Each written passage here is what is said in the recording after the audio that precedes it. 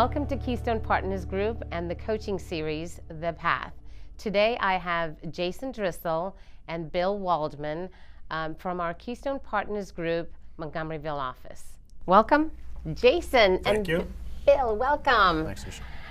I think we're really going to have a great time today. Awesome. Talking about how you got started, Jason, with the coaching path, because you've been a real estate agent for some time, and then for some time as a productivity coach as well. And you, Bill, you've been an agent, I can't remember, so why don't we just get started with you?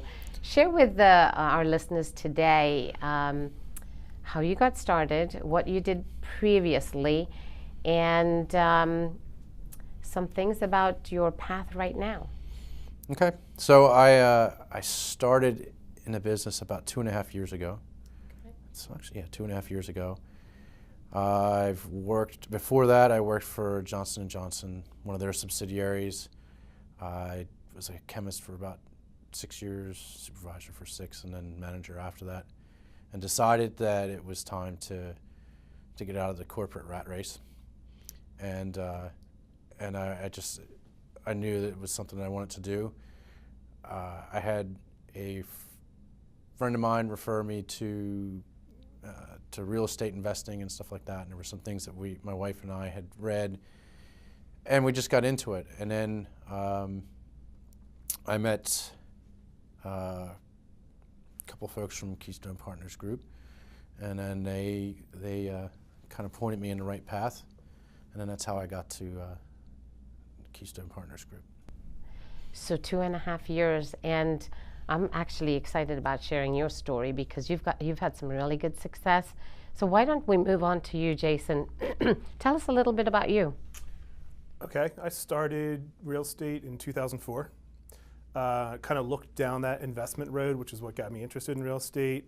Didn't end up traveling that road, but I found some other paths that worked really well.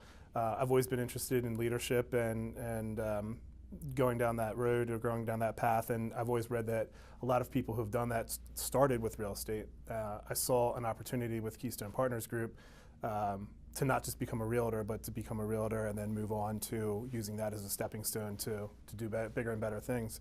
And probably within about 3 or 4 years of getting into real estate, I was approached by our team leader. Hey, we've got this new position available that Keller Williams has started, productivity coaching. Would you be interested? And at first I didn't know whether I was interested or not, and then I thought about it, and it was kind of a natural thing for me to go into, and so I said yes, and that was 9 years ago. And it's taken me a long time to make a full transition from a realtor or real estate agent to doing a little bit of each to now being, for the last couple of years, basically not in production as far as real estate's concerned, but being able to coach other people to their goals and to their passion. So you're a full-time productivity coach with your office. Productivity coach. So 2004, I think for the viewers, who some of them, obviously are going to be real estate agents, etc. 2007. So when did you make your transition to being a productivity coach? Full-time or first? Just getting into it? It was probably around 2007. 2007. So we know the market was starting to change. Yes. And so, I've always felt that when we're making changes, it's usually better when things are great. And yet we knew the market was starting to shift. Did you have some concerns about getting started with something that, quite frankly, nobody actually was doing at the time? Sure, and I think it's anytime you make a change, there's always that what if and that trepidation, but I'm a firm believer that you're never stagnant. Either you're growing or you're dying, one or the other. So if you're not going the right way, you're going the wrong way. Jillian Michaels, I always like to quote Jillian Michaels, who says, she always looks at her decisions and things that she does as when she was a kid and doing the Easter egg hunt, and am I getting hotter, getting colder? So you always want to be getting hotter and going closer to your goals. So yeah, it was definitely, I had 2 babies at that point in time in my personal life. My wife wasn't working, she was taking care of them for a short period of time, and the market was changing, and I was trying to find a balance between selling enough homes to pay the bills and yet build this coaching career. And you just have faith in what you're doing and that it's going to pan out and that things are going in the right direction, and that's what happened. It took a while, and there were some lean years, but there's rewards at the end of the path. So you were also dual career. You were selling real estate, building your business, and also building a coaching practice. Yep. Yeah. Let's switch again to Bill. You got started 2.5 years ago, and so was Jason your coach? And share with the viewers about. You're laughing. It sounds like you guys have had a great time with on the career path together, with Jason coaching you. But first, I actually wanted to ask you, when you first got your real estate license, did you consider looking at other real estate companies that are out there, or did you just decide, well, you know what, these people are great, I'm just going with it? Or That's what happened. That's what happened. I mean, I had, Terry brought me in. So yeah, Terry Swain brought me in. Okay. And so I liked her as an agent. She represented me in 2 transactions for some investment properties that I bought. Okay. So you're a real estate investor as well. Yeah. Gary Keller always says, if you're going to be in real estate, you may as well become an investor as well. Absolutely. Right? Yeah. Absolutely. So passive income through real estate investing. Yeah. So so Terry got me into it, and I just said, all right, this sounds good. I'm going to go with it. What else sounded good? I mean, a lot of real estate agents do tend to choose a company because they know someone, and that was certainly the case. However, were there some other things that were important that also led you to saying, you know what, this is where I want to be? There was 2 factors. The first factor was the coaching piece. Okay. So going from a science training background, operations type background, to sales was a big transition. And I knew that if I was going to go somewhere, I needed to have somebody at least teach me how to do that. And then the other piece was the profit share. Okay. And that was another big piece as well. With Keller Williams, absolutely, it's something that was designed to be able to reward agents, because the companies really are the growth is dependent on the agents. If you love something, you're going to share it, and the owners have decided, the owners do share back 48% of the profits, and Keystone Partners Group this year has been able to share back $1.5 million back to the agents. So it is pretty cool, and I'm glad that was one of the things. So I'm sure we can work a lot more on that. So let's really look at, you got started 2.5 years ago, and coaching was really important to you, and Jason was your coach, is your coach, ongoing. What was the distinctions? I mean, was it right away that, you know what, I'm going to get coached by him? Was there some things that Jason used that were great, some things that you didn't like? Just share with us a little bit about your experience of being coached.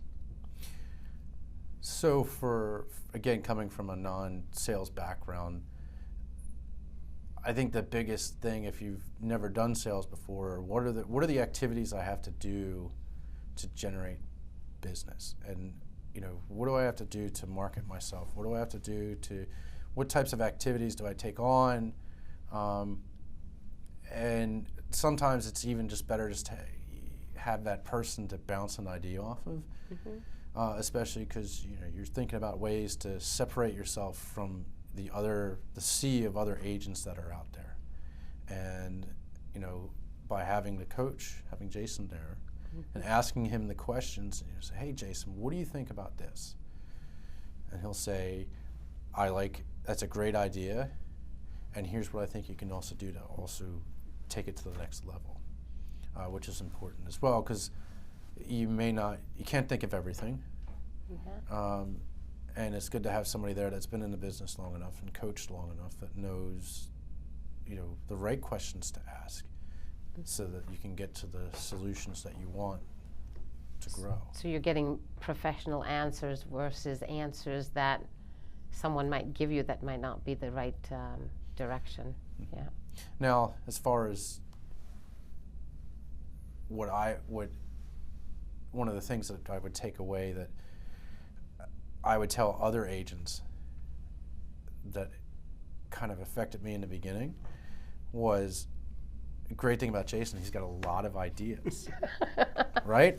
So he has a lot of... After 9 years, he collects several. You You do. got a He's lot got a of big ideas. toolbox. He Yeah. has a very, very big toolbox. Yeah.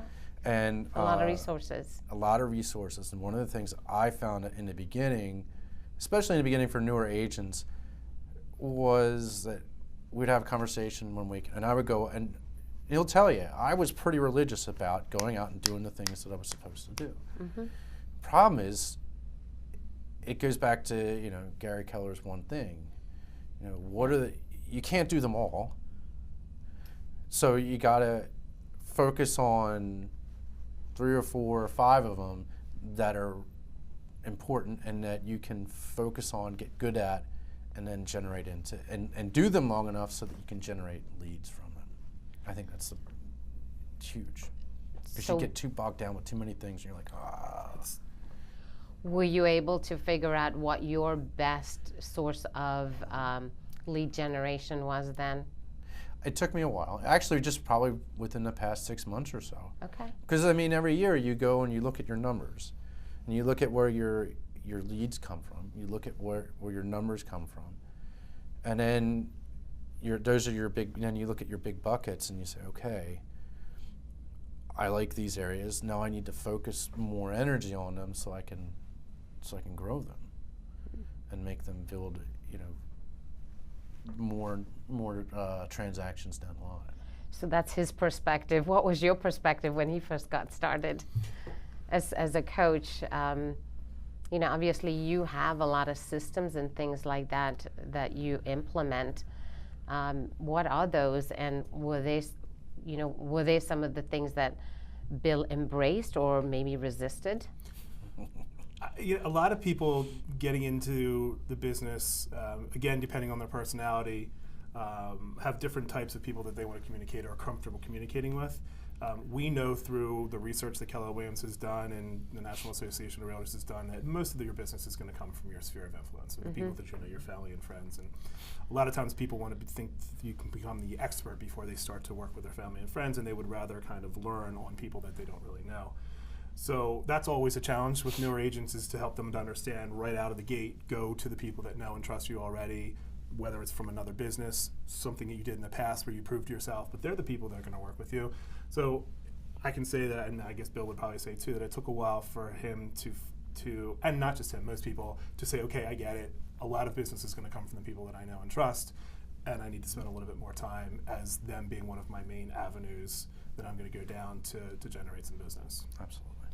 So when you coach agents, are all agents created equal in that everyone is, you know, has one path, or different people are capable of following a different system or a path? Absolutely. I mean, again, it comes down to their personality. Are they a high driver or a high influencer who are just going to go out there and talk to everybody, and or are they more of the structured and engineering type personality, where they're going to want to become the expert before they go out and talk to people? And that's the challenge with those people, to let them understand that you just have to go out there and start doing things. So you also have, you know, you could have somebody who comes from the other side of the country and they're dropped in here and they have no sphere really. Right, so they absolutely have to look for a different avenue to go down, whether it's door knocking or open houses or some other. If they have no sphere here and they need to build their sphere, we need to work on something else with them.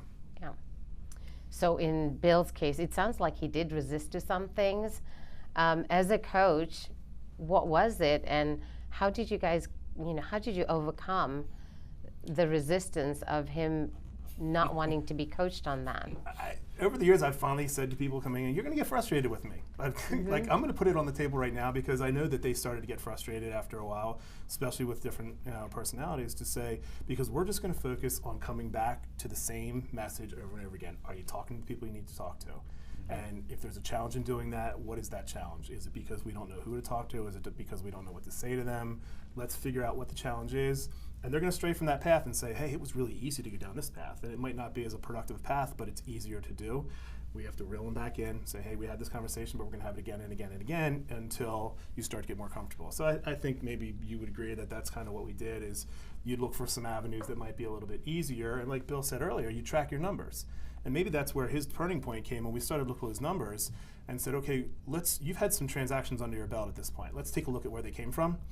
And we looked at the amount of time he was putting into certain activities, and then we looked at the transactions that were closed, and we said, wait a minute, you're putting tons of time in over here, and I'm not seeing a whole lot coming from it. You're putting very little time into this avenue, and that's where all your transactions closed from. So let's focus more on this avenue and how we can get even more production out of this, rather than focusing on something that's not really doing a whole lot for us. You know, in real estate, there's situations when new agents get started, and you know, very quickly, if production doesn't occur, there's a big tendency of wanting to quit.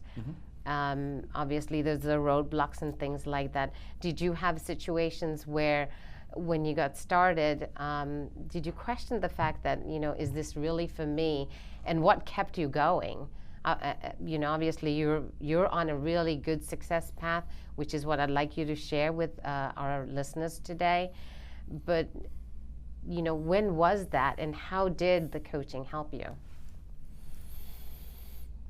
So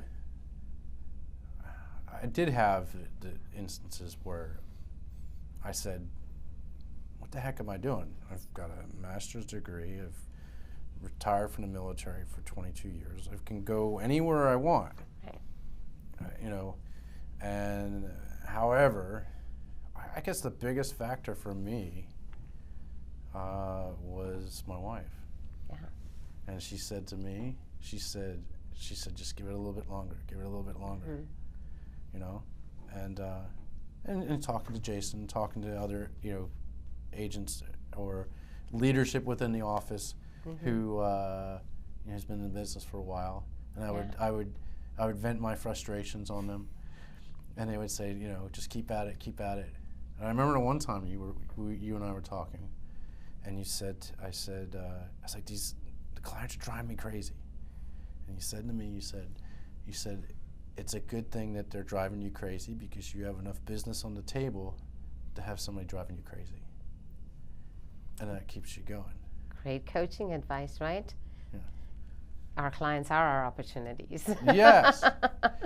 Yeah, so, and what is your production now? 2.5 years into it, you very quickly graduated, because our coaching is really not just a few transactions, right?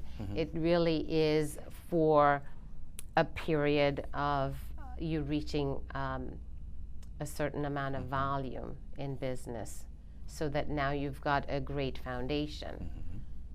Yeah. So I think I finished out in coaching, I think, what, 12, 13 months or something like that. And then, so I think last year I was at $3.5 million in sales. This year I will be probably at 8.5. That's a big jump for someone 2.5 years in business. And you just told me your goal for next year is to double that. Yes. So yeah, so next year I already started working my business plan for next year, and the goal for next year is 18 million in sales. That's exciting. Yeah, it is. That really is exciting. I can't wait to follow that. Yes. And especially with, you know, we do know that real estate cycles, and there's trending right now of where we are. Are we at the peak of the market? Are we, you know, going into a shift in terms of maybe more of a buyer's market? So it's going to be interesting and curious on how your business grows with that.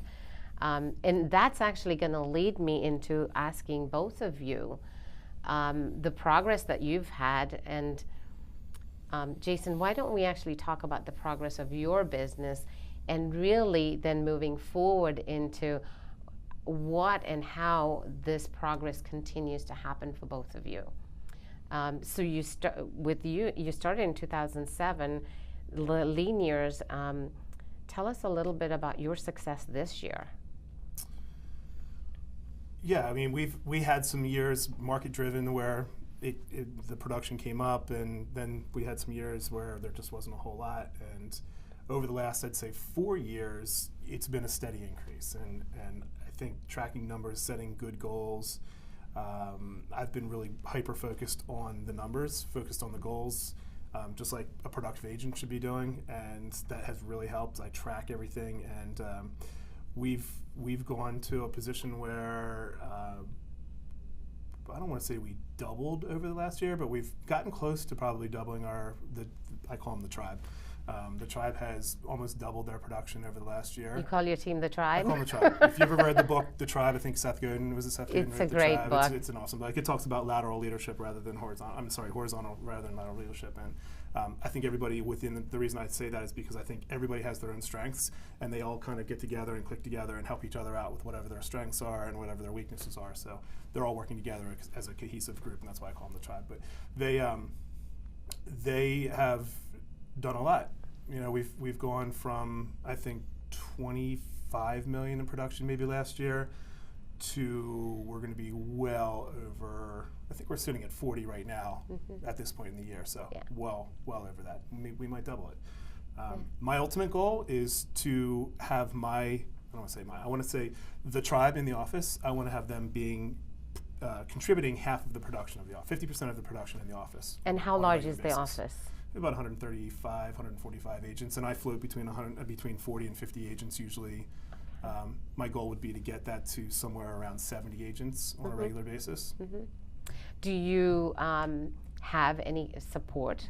I mean, you've got a lot of people that are you're coaching. I mean, that's one of the things, and actually you have more support than most people do because Keller Williams has their system set up. We have your team leader and your market center administrator and your broker and your director of first impressions, and these are all people who fit together in the puzzle and have their strengths in working with everybody in the office. And if I'm not around, or if I'm on vacation, or anything's going on, I know that there are people there in the office that are just going to pick up the slack. And even people like Bill and people who have been through the program, productive agents, again, going back to the profit sharing, we're a profit sharing office, so why wouldn't we want to see everybody in the office be productive? It's just going to be for the better of all. So, and then we have the extra added layer of Keystone Partners Group on top of that, and that's where we have you coming in as somebody that I can go to, and we have we have a director for the team leaders, and so there's just that second degree of leadership that's there to support us and offer us new growth opportunities, and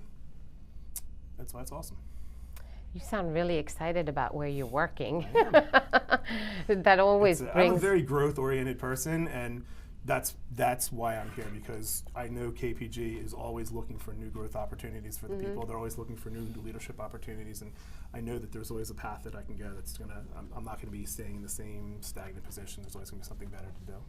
So what do you do for professional growth? I read constantly. I listen constantly. So you got to drive your car. You can either listen to the radio or you can listen to something that's good. Every day, if I'm listening to something, I'm going to, between my house and my office, there's going to be some little soundbite in there that I'm going to grab and be able to use, repeat to somebody. And it's funny because most of the time it'll come up in one of my coaching conversations that day where, you know what, I heard this morning. It's perfect.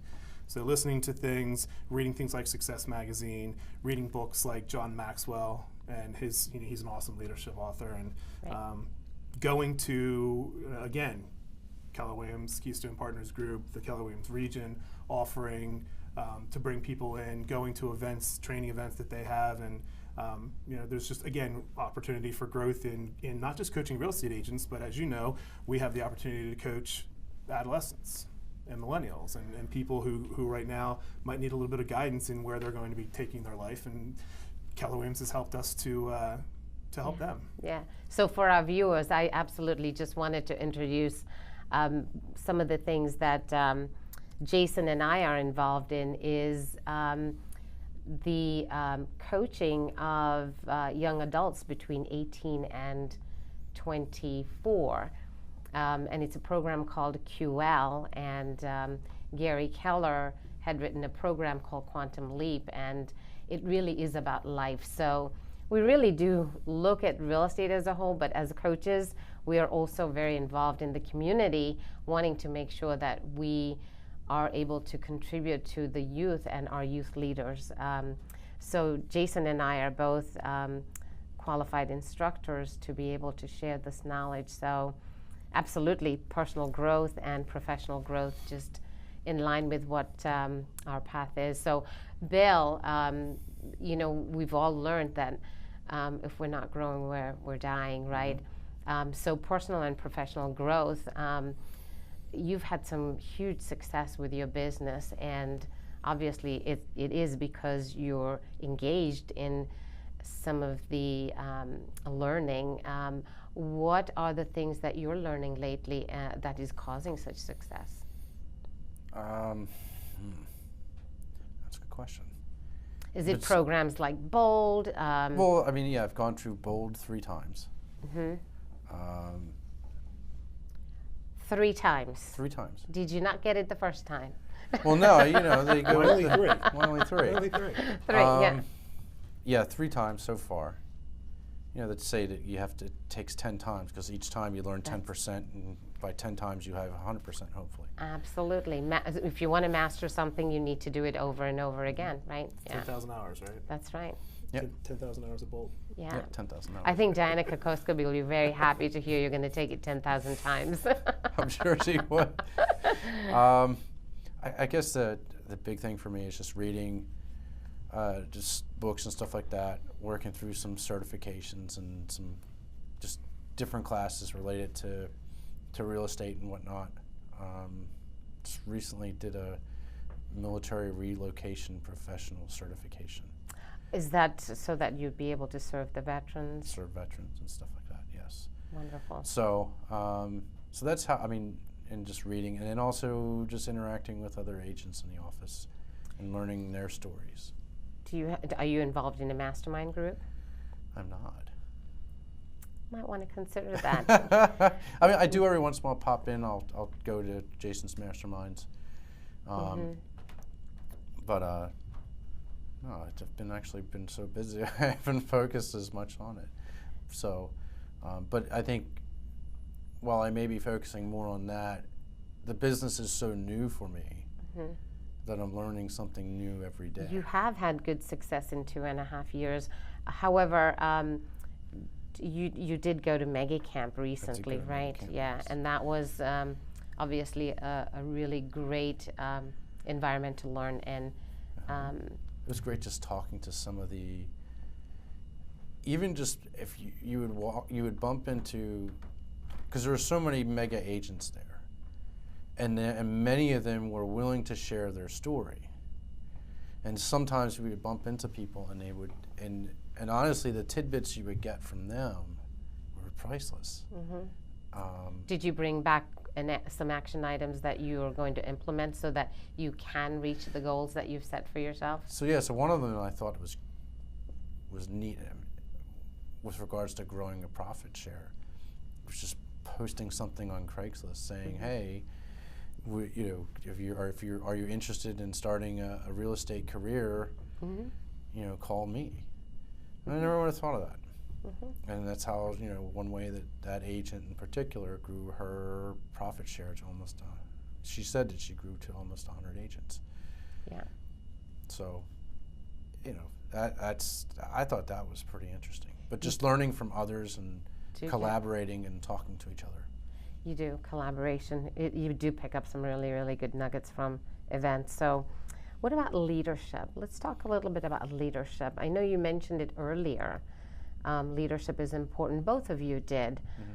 So what is your focus on leadership? Leading your team, real estate team, building your real estate team? It sounds like you got a really good foundation by having a coach help you stay focused on what's most important. So you've got the most important foundation, and now you really are on a path of building your business into momentum. And you've got, do you have leverage for your business right now? I have an admin that works for me now. Full-time? Full-time. Okay. So following the models that we have through the Millionaire Real Estate Agent, again, going back to leadership, what are the things that you have focused on to be able to make sure you can build your business? Systems. Systems. Building systems so that when somebody can basically, I can hand them a system and they pick it up and they run with it. It requires minimal amount of time to be able to focus, and I mean, you have to do the mentoring and the coaching to get them there. However, if the system's in place, you know, it maximizes your time with them and allows the, you know, your time that you have to spend mentoring a little bit less. Yeah. And I've seen that in other sectors as well, from procedures and processes. Yeah. Finding the right people, and then the systems and the tools. It's people, systems, tools, right? Yeah. You know, I worked at a previous real estate company, and prior to joining Keller Williams, I don't think I ever had anybody really ever mention leadership as being important. Actually, quite a lot of things: lead generation, leadership. None of those were ever mentioned in discussions at all.